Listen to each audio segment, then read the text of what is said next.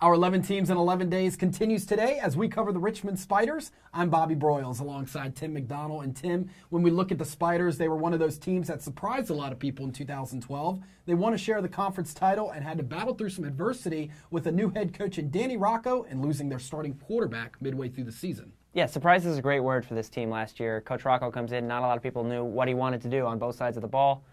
Comes in, John Lobb, their starting quarterback, gets hurt. Who comes in but Michael Strauss? He comes in and it fills in really nicely. He's 4-0 as a starter, finishes the season.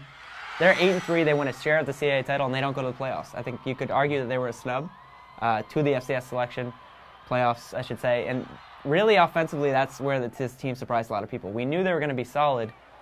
You look at the weapons. They have Ben Edwards, a receiver, Stephen Barnett, two guys who got over 800 yards receiving. Are you kidding me? And they come in, and I think Strauss is the guy who's really going to move this offense.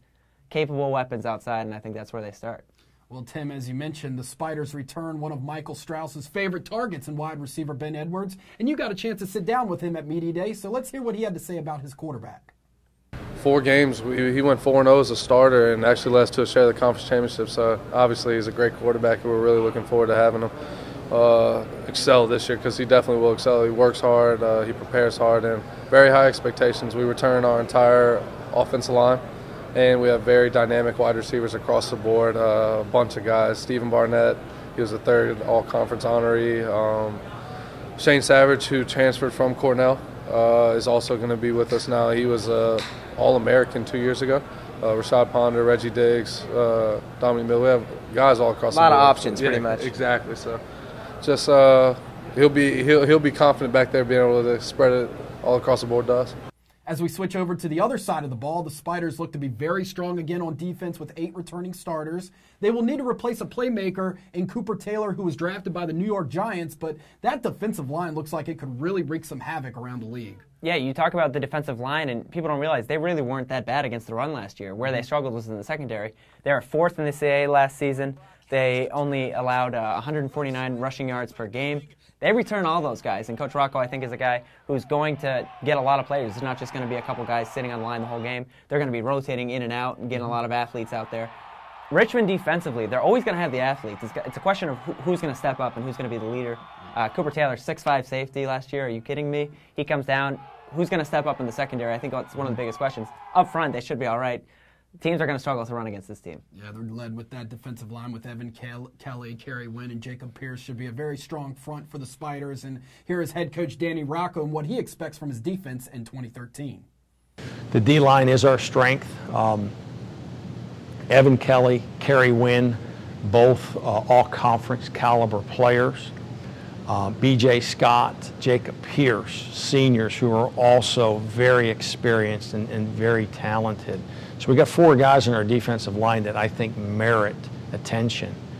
But again, our second group is what kind of excites me because of the experience that they got last year. We got 4 guys that are all pseudo-starters who have been able to go in games, start games, contribute at the end of games when the game's on the line. So we're a little more freely willing to substitute, get guys in and out, keep them fresh, keep them healthy. You know, against lesser opponents, I could really see our defensive line being dominating. Against the better opponents, you're hopeful that we can be timely in making key plays to end drives, get off the field, you know, get the ball back for our offense, and then late in the game, hopefully be able to create some momentum by the play of these guys in our defensive line. So very encouraged about that. Coach Rocco is clearly excited about the potential of his defense this season, and I think it's important to note, Tim, that the Spiders don't just return their entire defensive line, but their offensive line as well. So everyone in the trenches returns along with several other veterans in key positions. So, Tim, this team does seem to be pretty stacked, so you would think Richmond has many of the elements necessary to make a run at another conference title. I think the expectations are high again in Richmond. Last year, everyone wants to see how they're going to respond. That team did what it takes, seemingly, to build a resume that was worthy for the playoffs, and they weren't rewarded for it. So this year, maybe that's just fueling the offseason. Offensively, I think the biggest question for this team, like you said, might not be the defensive line, might not be the offensive line. They don't really have a running game. I think Coach Rocco is going to implement some things where we're going to see a lot of short passes, the screen game. Maybe that'll make up for not having a premier back. Richmond in general, I think, out of conference, their out-of-conference schedule, they play VMI, Gardner-Webb. Their out-of-conference schedule is pretty nice. Their CAA schedule, they only have 4 CAA road games. Both those are back-to-back in September and October.